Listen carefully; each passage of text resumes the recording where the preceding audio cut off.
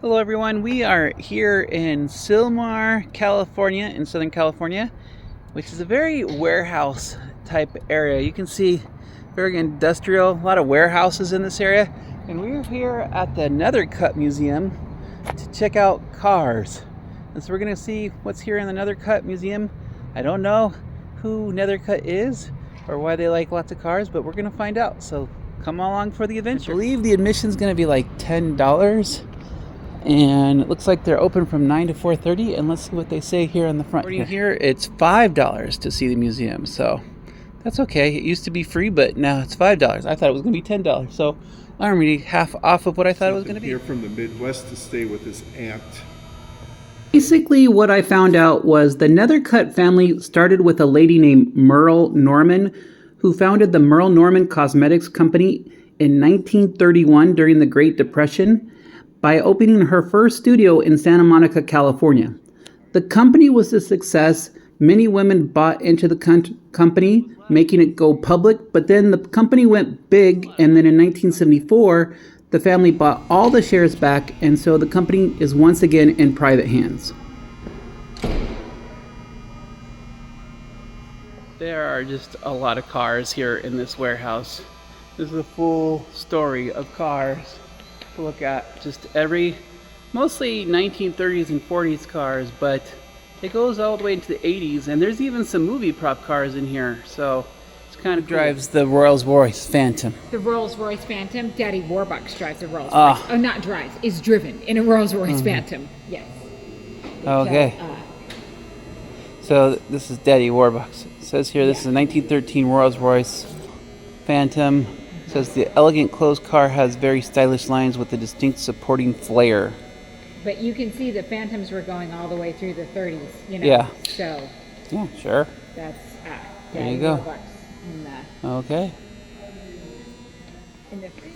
What about the 50s? 18 Phantoms produced, and they were only for royalty. These cars are used in the Rose Bowl parade, so that's kind of cool. So they are working cars. They're still operating now, so they're. This particular exact Phantom was driven by Alma Spreckles Sugar. Oh. So San Diego and San Francisco benefited from Spreckles money. Oh, cool. But yeah, with the original painting on the side. Yeah. The caning. Yeah, the webbing there. The daughter of the Woolworth fortune owned that one. Okay. We've got women's cars here. Apparently women were taking. Women's Harris's cars there. Yeah. Very cool. Gotta love like the decorations on these cars. Look at the front of these. This car, when it was new, was $23,000 in 1937. Wonder how much it would be to pay for that car today. Probably like a couple $100,000. Yeah. I'm guessing. Yeah. The plane, boss. Is that what it is? That's what it looks like. It's a 1958 Vespa Model 400 Jolly. Says micro car. Vespas are so kind of funny car. Seating and the little. Yeah. But it totally like reminds me of Fantasy Island. Body, yeah. Phantom Roadster. Phantom, 1932 Phantom Roadster. Bantam, like Bantam, Bantam. yeah. Not a Phantom, those are out there. No, this is a Bantam. Bantam. The car that will draw crowds this year. And it was $445 new in 1929. But it was too cheap because they went bankrupt. Oh, a 1946 Volkswagen. Wow. You know, like prototype for the Bug. Very interesting. 1929 Kiesel, complete with clubs. It seems like something that you do. And you have like that open, it's a 2-seater car, but then you have that back seat. The rumble seat. The rumble seat. I like the eagle in the front there too. And then there's a 1926 Bugatti. Bugatti, yes. Yeah. Affordable small car. It was unknown what its price was when it was known. Affordable. Scott, it's a 1980 DeLorean. 83 DeLorean. 80s. 83, yeah. complete. So this is what the Back of the Future car looks like. The real Back to the Future car. This is an unmodded DeLorean. So this is what it's supposed to look like. They had a lot of problems with their design though. This wasn't that good, but it's just interesting. Like all the DeLoreans I ever see are like tricked out for Back to the Future. But this one actually has a back seat, it looks like. Yeah, so it had enough room for a back seat. Of course, the way that they make them for the Back to the Future movies, you don't see that back seat, but technically it does have a back seat there. That's interesting. There's a classic 50s car, 1955 Thunderbird. It was $3,475 new. I've seen these on the market for about $30,000 to $40,000 now. Yeah. That's a big engine, whatever how that engine's for. restored they are. Mm-hmm. This is a 1927 Lincoln cutaway engine. Yeah, big. You don't realize how big the engine is until you actually see it. Whole collection of hood ornaments over here, including Felix the cat. I like the Felix the cat. Felix the cat. The wonderful, wonderful cat. Lots of Yeah.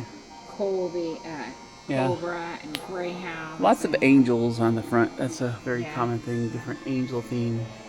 This is interesting. This is the chassis only, was 1,300 pounds. There's new 1937 Rolls-Royce Sedan DeVille. So you can kind of see inside this car. It's just the chassis that was remodeled with Firestone tires.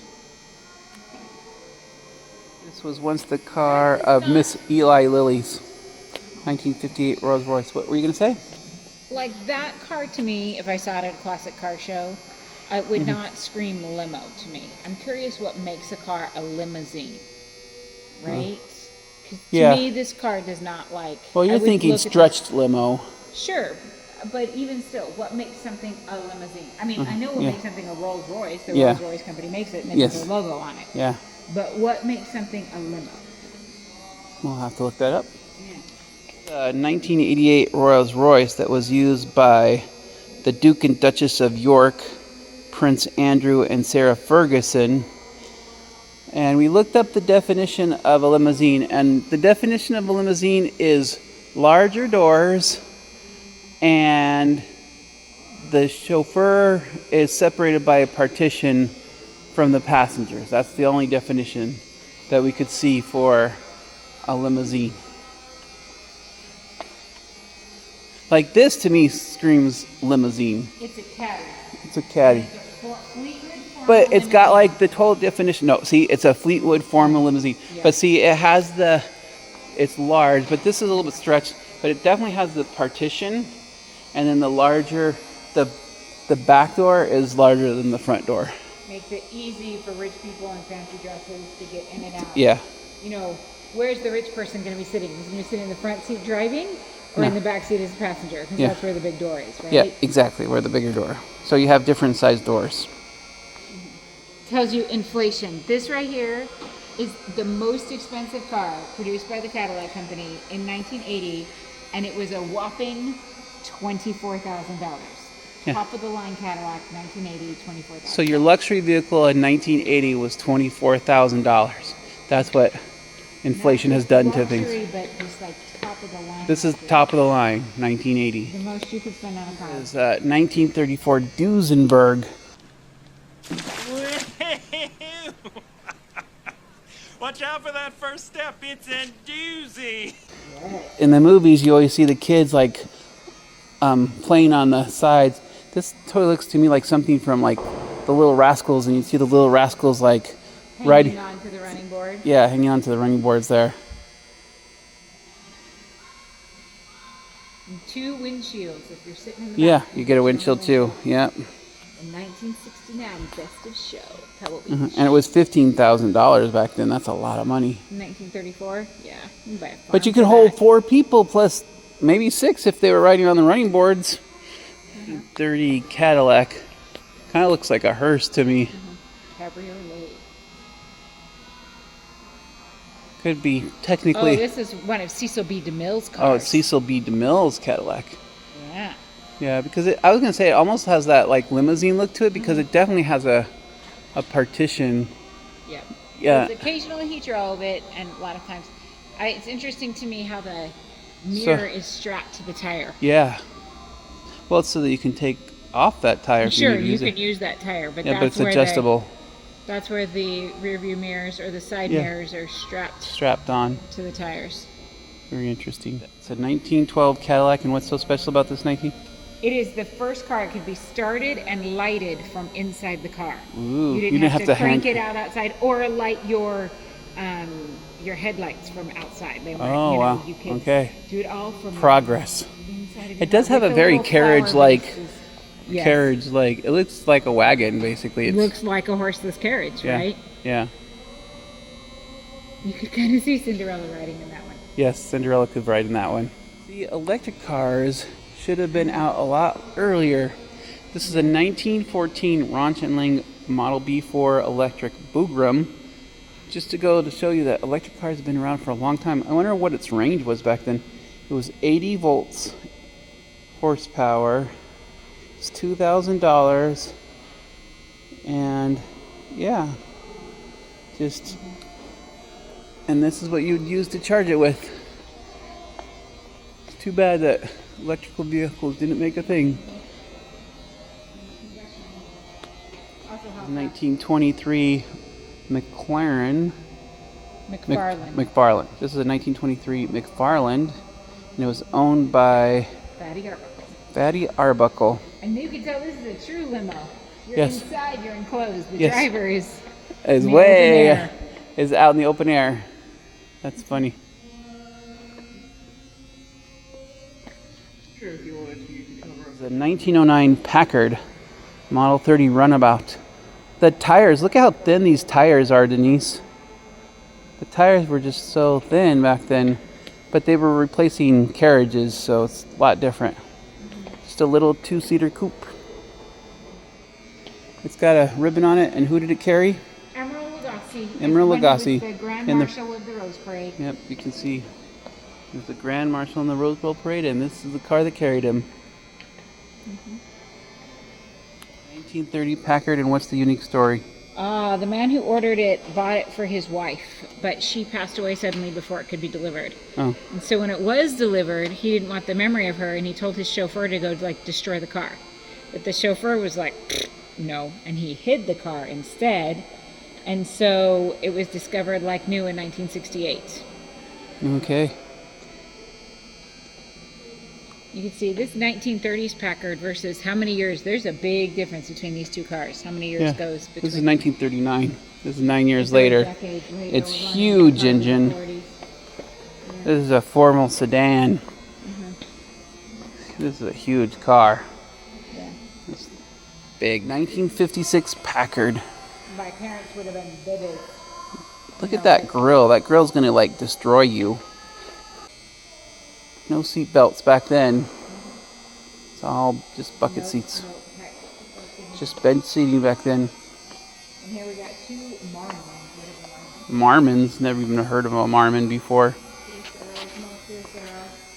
And some Minervas. Okay, some Minervas. Never heard of a Minerva before either. What? This car, they tried to drive this car from Cape Horn in South America to Alaska, and after 8 years they hadn't gotten there and they gave up and they sold the car. Okay. And looks like they broke up because of the trip too. Yeah. It says it was a couple that used this car to travel from Cape Horn to Alaska, or at least they tried to. Yeah. But after 8 years they couldn't do it, and then they broke up in the process.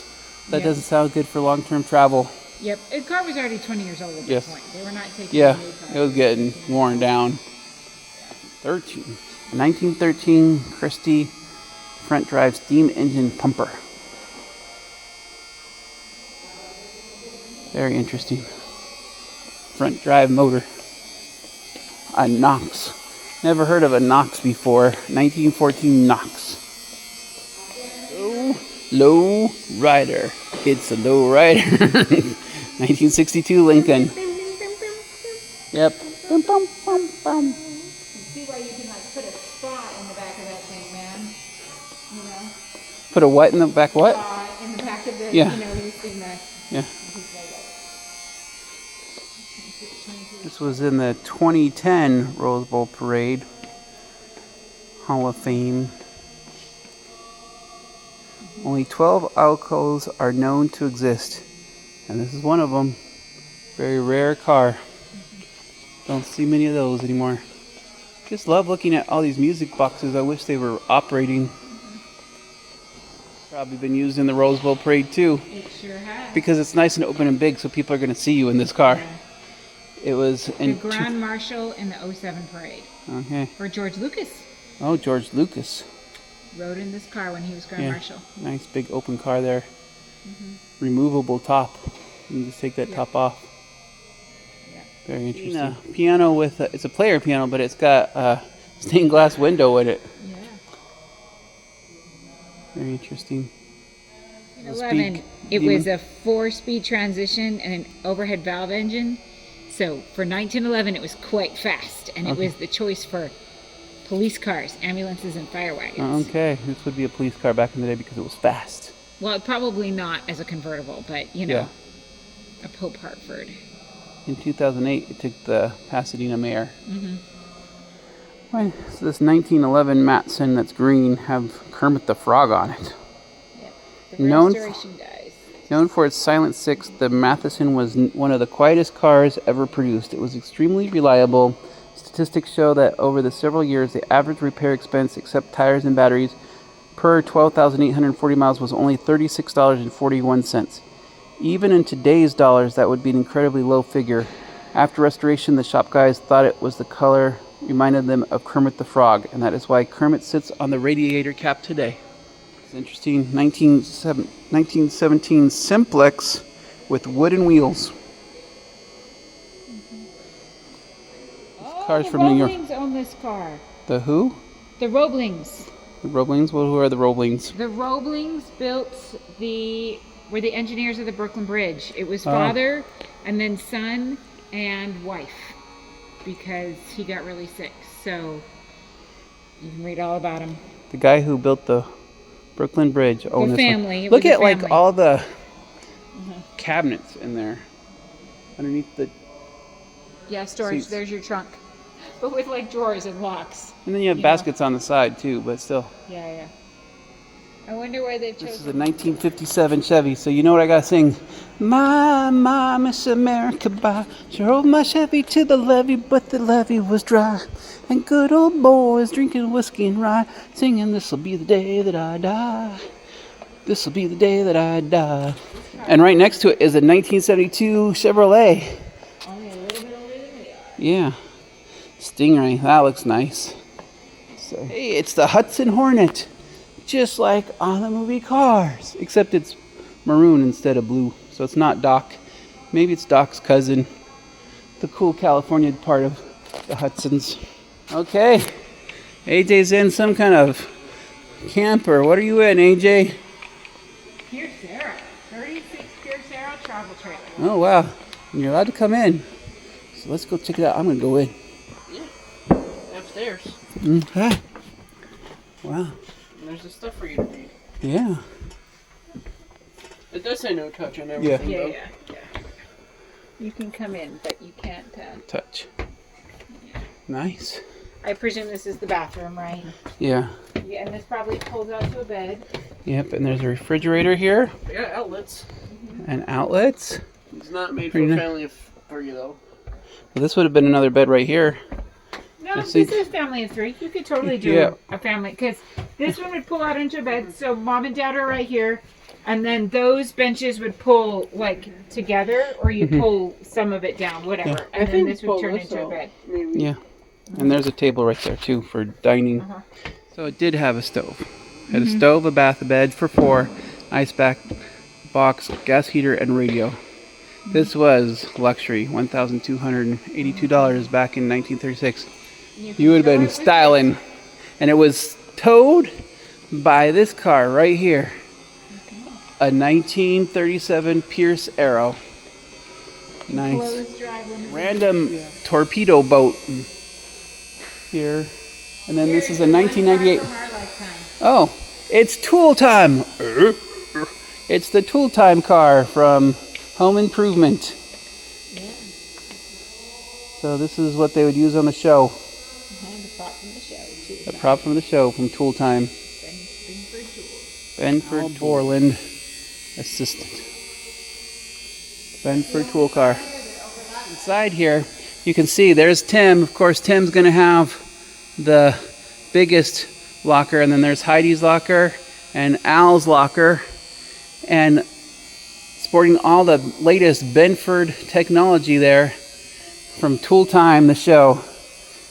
That was the show from the 90s, and this is what I ended up with the van. So it's kind of cool that the 1998 Chevrolet van is still there. Well, 1998, yeah. According to the docents here, Jay Leno has come out on several occasions and driven some of the cars here at the Nethercutt Museum. So the idea behind these cars is that they all are in running operating condition. It just goes on and on. There's so much stuff here to see. We're in the main area right here, but we're gonna go outside now, and apparently they have a train outside too, so we're gonna go check that train out. There's some pictures of Clara Baldwin Stalker enjoying a 1912 Pullman rail car, which they're saying is outside to go check out. There's the train, a Canadian Pacific at the Nethercutt Depot. It looks like it's blocked off. Looks like this is only for when you're on the tour, because it's blocked off right here.